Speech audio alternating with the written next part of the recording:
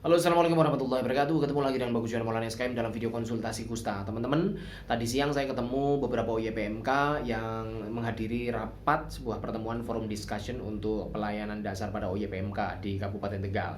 Di situ teman-teman menunjukkan dan mengonsultasikan tangannya yang sudah kiting, ada yang sudah absorpsi, ada yang sudah mutilasi, ya, pemutusan jari. Anda ketik Bagus Johan Maulana pemendekan jari atau pemutusan jari seperti itu. Saya juga sudah membahas di situ ya mekanisme terjadinya pemendekan atau absorpsi terus putus itu terjadinya seperti apa mekanisme, yaitu dari cacat tingkat 1, kelemahan saraf motorik, terus akhirnya ototnya nganggur terus kempes. Begitu ototnya kempes atau atrofi maka terjadinya tambah kiting.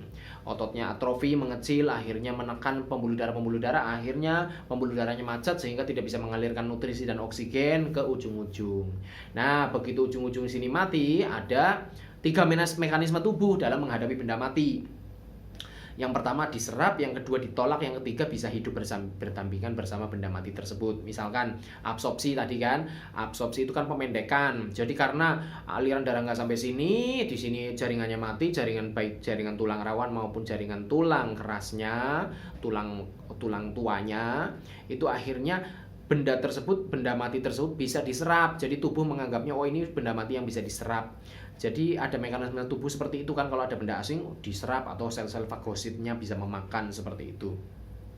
Nah itu diserap, makanya pemendekan jari atau absorpsi itu jarinya pendek, kadang ujungnya masih ada kukunya, tetapi di dalam juga masih terdiri dari 3 ruas. Jadi kalau di ronsen atau di bedah itu tulangnya tetap masih 3 ruas seperti ini, 1, 2, 3, tetapi pendek. Itu mekanisme yang pertama ya, ada benda asing malah diserap. Mekanisme yang kedua malah ditolak. Jadi itu terjadi pada yang mutilasi. Mutilasi itu kan karena tadi berawal dari kejadian yang sama ya, saraf motoriknya rusak, kita nggak bisa menggerakkan otot-otot sini, akhirnya ototnya nganggur, ototnya kempes, atrofi. Begitu atrofi, pembuluh darahnya tertekan, akhirnya tidak bisa mengalirkan aliran darah ke sana yang membawa nutrisi dan oksigen. Nah akhirnya tidak hanya tulang rawan dan tulang muda dan tulang yang tua saja yang mati, tetapi beserta jari-jari keseluruhan jaringannya, termasuk kulitnya, termasuk kukunya juga mati. Akhirnya jaringan segini mati. Nah karena jaringan segini mati, tubuh menolak karena tidak bisa menyerapnya. Menolaknya itu akhirnya protol, kayak orang sunat ya, sunat yang metode cincin kan seperti itu, ditekan aliran darahnya macet gitu kan, akhirnya ujung penisnya atau kulit preputium atau ikutnya itu kan akhirnya mati dan protol sendiri, tugel sendiri. Itu yang terjadi pada mutilasi pada pasien-pasien kusta seperti itu.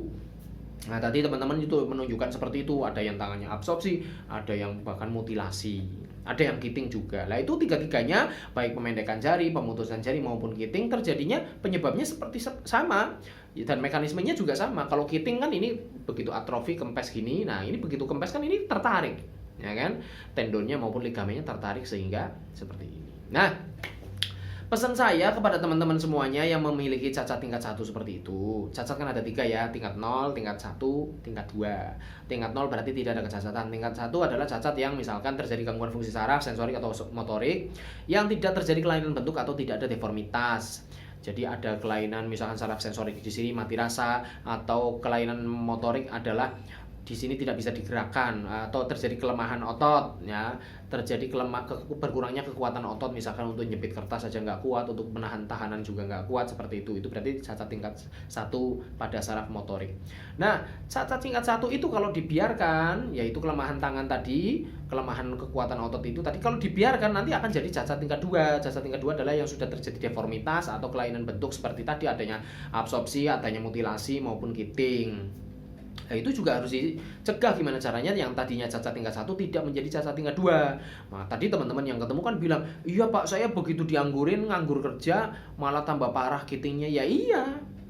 Kalau kamu nganggur tidak digunakan otot rangka ini, otot yang sifatnya adalah bentuknya adalah otot lurik. Kalau dianggurin kan saya sudah pernah cerita, kalau nganggur itu akan semakin kecil, kempes, atrofi. Seperti orang-orang yang stroke itu kan menaun karena tirah baring dan tidak digunakan, semakin semakin lama kakinya akan semakin kecil dan semakin pendek. Sama ini dengan otot rangka yang ada di jari tangan, di kaki juga demikian. Karena kamu nganggur, nggak digunakan untuk kontraksi, akhirnya kempes, tambah kiting, tambah absorpsi, tambah mutilasi, tambah parah seperti itu. Makanya harus melakukan kegiatan-kegiatan untuk mencegah kecacatan lebih parah. Yang tadinya cacat satu biar jangan menjadi cacat dua, atau yang sudah cacat dua jangan menjadi semakin parah cacat duanya. Anda ketik Bagus Johan Maulana ancaman cacat kusta, Anda ketik Bagus Johan Maulana bagaimana mencegah kecacatan. Itu semua video relate dengan apa yang saya bicarakan ini ya. Jadi penting teman-teman, kalau sudah seperti itu ya udah, kamu jangan membiarkan begitu saja. Kalau dengan alasan kan sudah permanen Kak. Ya permanen memang tidak bisa kembali seperti semula, tapi bisa tambah parah. Ketik Bagus Johan Maulana cacat tambah parah, seperti itu juga relate dengan penjelasan ini ya. Jadi gitu ya. Jadi memang ada tiga mekanisme terhadap benda asing: diserap, ditolak, dan juga bisa berhidup berdampingan dengan benda asing. Hidup bersama dengan benda asing itu contohnya apa? Kamu pakai anting, itu kan benda asing. Pada hari kedua, ketiga, keempat, kelima itu mungkin peradangan, memerah dan sebagainya karena ada benda asing. Tetapi tatkala tubuh itu menganggap benda asing itu ternyata kok bisa ditolerir, bisa beradaptasi, maka ya bisa aja hidup bersama dengan benda asing. Contohnya adalah ada benda asing yang di tubuh kita, adanya piercing, adanya tindik, adanya misalkan pasang ring di jantung, adanya orif, adanya apa istilahnya orang awam ngomong apa, pen, ada pen di tulang dan sebagainya. Kan awalnya pemasangan itu dianggap benda asing, itu tubuh berusaha untuk menolak karena ini benda asing terjadi, sehingga ada peradangan-peradangan seperti itu kan, sampai beberapa hari, sampai mungkin lewat 1 minggu baru bisa diadaptasi. Oh ternyata kita bisa menerima atau beradaptasi hidup bersampingan dengan benda asing, itu juga bisa terjadi. Jadi itu ya 3 mekanisme tubuh menghadapi benda asing, baik itu kuman atau partikel atau benda asing lainnya seperti itu. Kadang diserap seperti absorpsi, kadang ditolak terjadi mutilasi, atau bisa hidup bersamaan dengan benda-benda asing yang tadi saya contohkan. Terima kasih. Assalamualaikum warahmatullahi wabarakatuh.